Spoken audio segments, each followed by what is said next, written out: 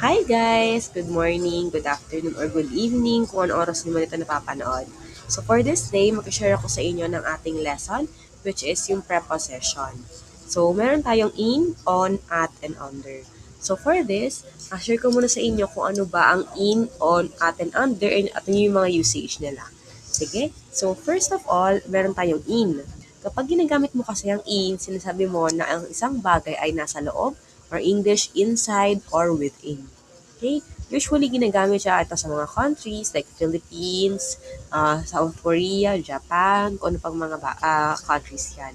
Example sentence is, the book is in my bag. Nasa loob ng bag ko yung libro. Okay? Parang ganoon in Tagalog, di ba?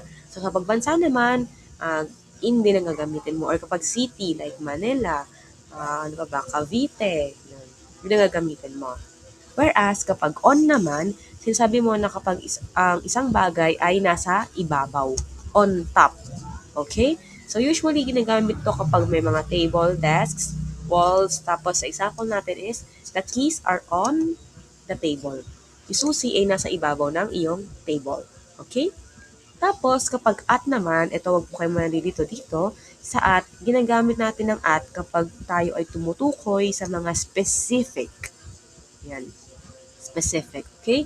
So, let's say, for example, to, she is at the bus stop. Specific, di ba? Kaya she is, nasa school, ganyan. Pwede mong gamitin ang at. Okay? Tapos, kapag under naman, ito po, wag na wag po kayo malilito between on and under, ha? Kapag under, ito po ay below. Okay?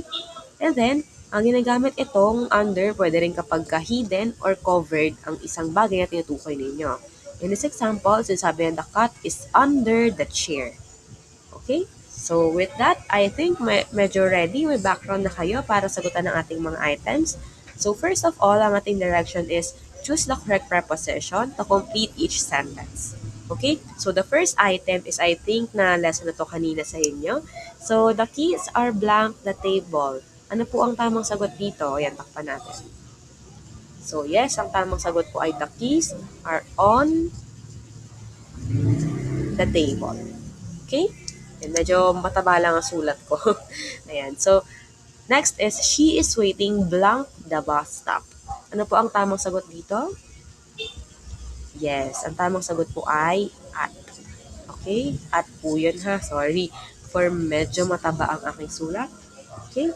And then, for the third one, the cat is sleeping blank the chair. Ito yung parang last na ano ko last na tinapik ko kanina. Yes, so the cat is sleeping under. So para medyo maikli na lang, igaganyan ko na lang ha. Under, ganyan. Sorry, under. Sige, sulat ko na lang din ang buo para medyo may hustisya naman ang ating lesson for today.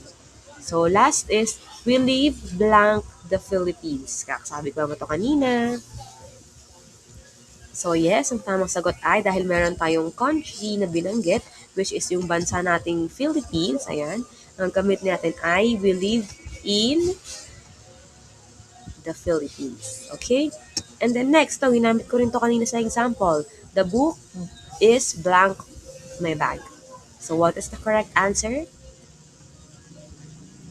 Yes. So the correct answer again is in. Ayan. And then ito naman, the meeting will start blank 9 a.m. Sabi ko nga kanina, pag exact or specific point. So ano ba ang ginagamit kapag exact or specific point? Yes, ang ginagamit po natin ay at. Okay? The meeting will start at 9 a.m. Okay? And then, second to the last, there is a small box blank the bed. Ano po ito? Pagtago, yes. Pagtago, ito po ay under. Okay? So again, I'm going to write it then while discussing the last part. So ang ating last item ay the phone is blank the desk beside the laptop. So what is the correct answer again? Yes, the phone is on. Okay? Guys, huwag kayong malilito ha. Ito, on the desk. Sabi ko kanina, ang on ay ginagamit sa mga table, desks, etc. So ito, para kayo malito. Ito ang aking ultimate shortcut. So when we say ang on ay nasa taas. Ito, ayan. And then when we say under, ay sorry, ayan, ang OA ng pagkakaline ko. under is nasa ilalim. Okay? Naintindihan po ba natin? Yan ang ating ultimate shortcut. Okay, malilito ha. Minsan may context clues naman dyan sa mga entrance exam. Pero para di lang kayo malito, nilagay ko lang dyan. Okay, on, ibabaw, ito. Then under, ilalim. Okay? Kapag hindi nyo alam kung on or under, usually tingin kayo sa mga context clues. Like for example, the desk. Diba? Minsan nasa on or under din yan eh. Okay? Tingin kayo sa context clues din minsan. So, ayun lang aking lessons. Medyo mabilis lang ito kasi I know naman na kaya nyo na. Ito ay pang-refresher lang naman, gaya nga ng sabi sa title. Sige, thank you for watching my video and sana matutunan kayo. For our next topic, I will upload it siguro about sa mga figures of speech. Let's see, hindi ko alam kung ano ma-upload ko. Thank you for watching and sana mag-subscribe kayo sa aking YouTube channel. Thank you!